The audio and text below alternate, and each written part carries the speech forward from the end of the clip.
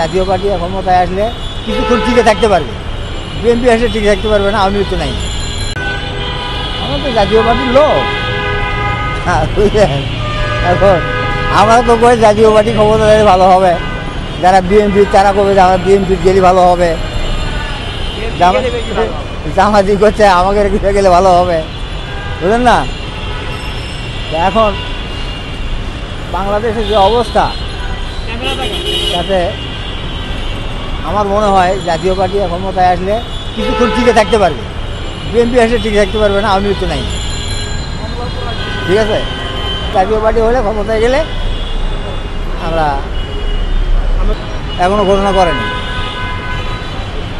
বুঝছেন?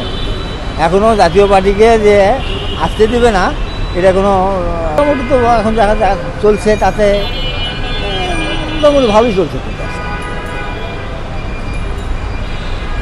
আমরা যেমন আমরা গরিব মানুষ, আমরা রিক্সা চালাতে পারতেছি, চারটে ডাল ভাত খাচ্ছি, বুঝলেন না? তা আমাদের আয় আসছে, আর বেশি কিছু করার নাই, পাবও না, দিবেও না, যে সরকারি ক্ষমতা আছে।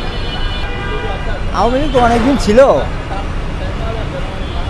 এখন আর একজনই যে বারবার হবি বা ক্ষমতায় আসছি এটা কিন্তু মানায় না।